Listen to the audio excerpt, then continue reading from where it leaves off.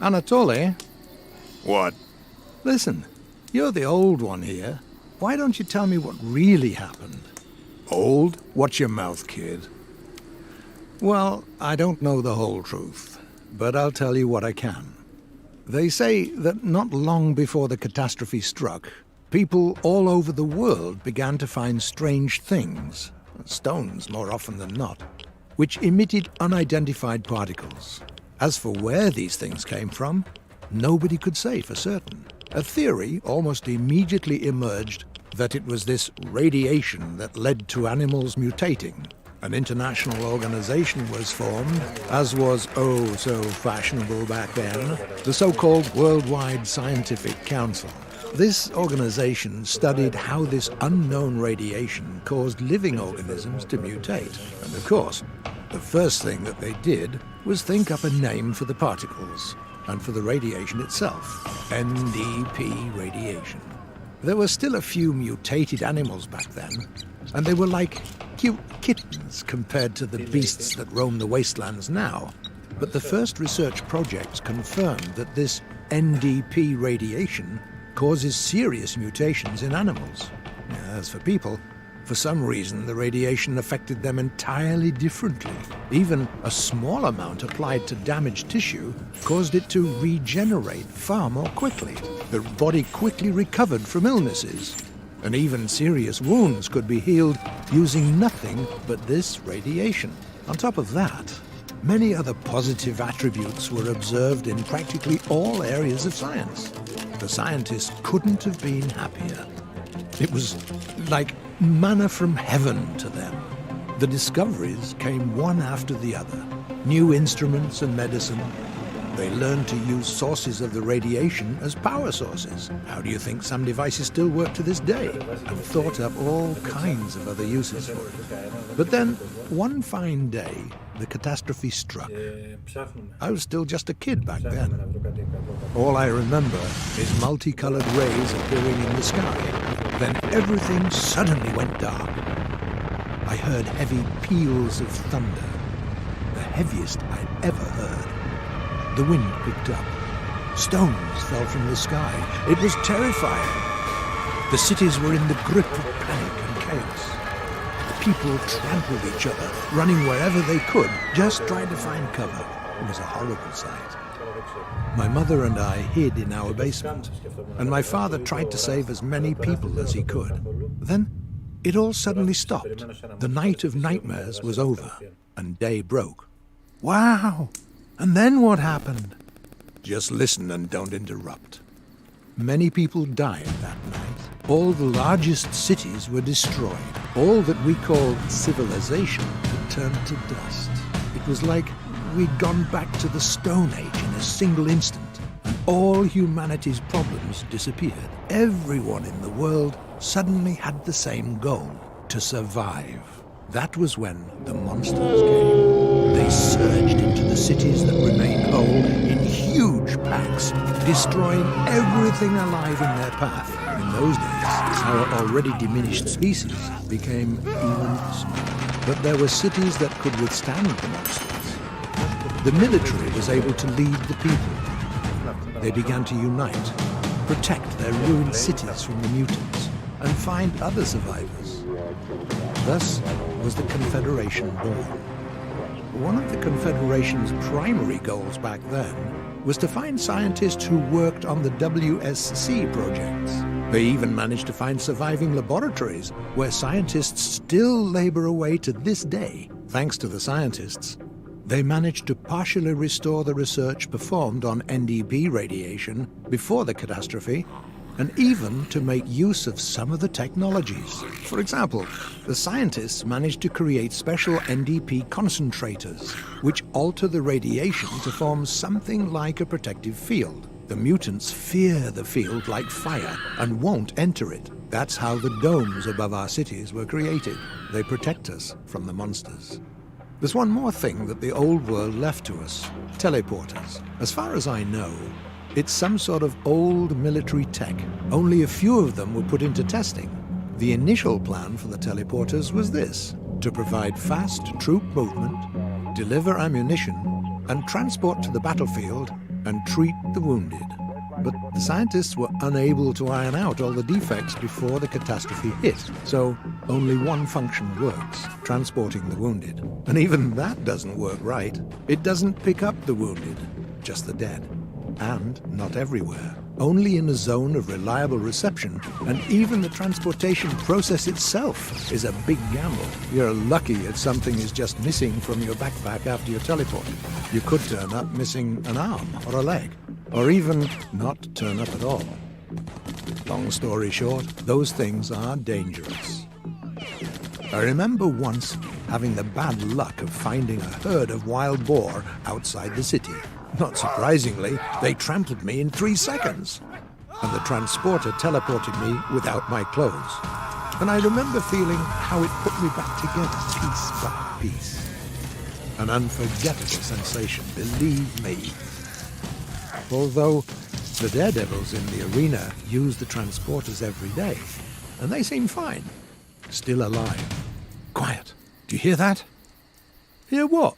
There's something there in the bushes.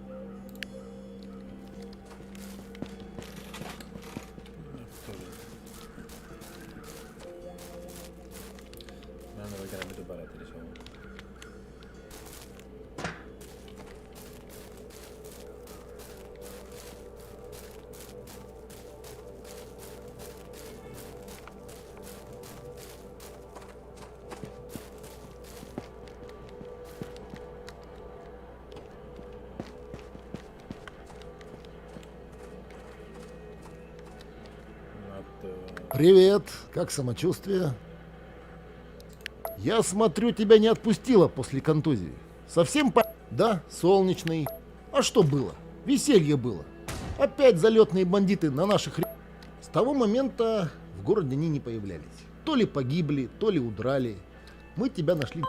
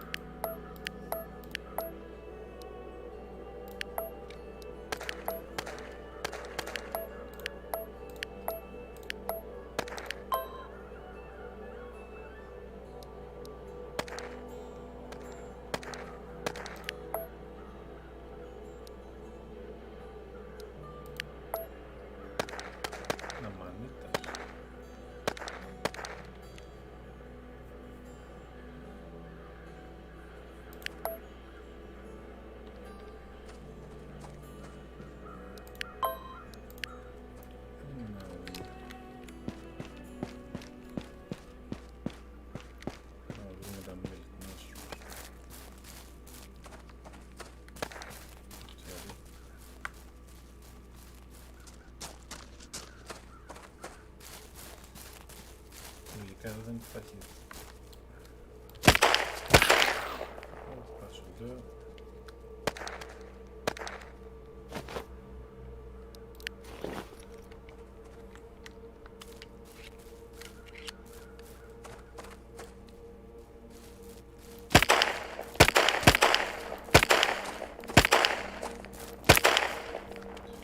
Передумаю нагади.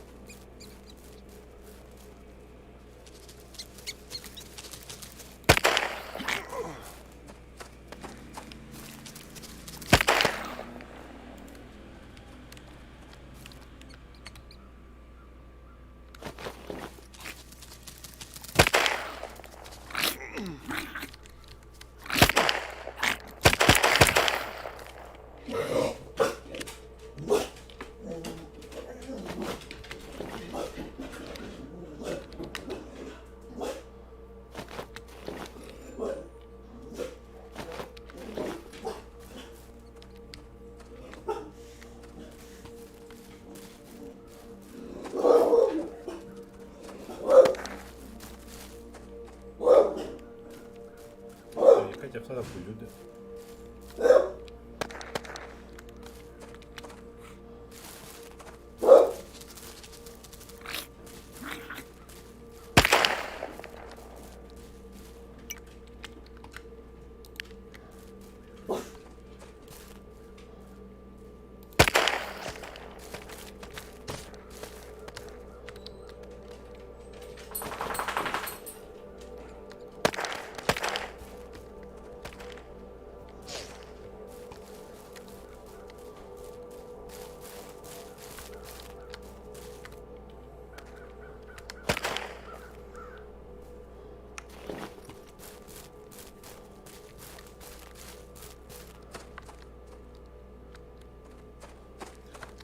Burama krasny dziewczyny.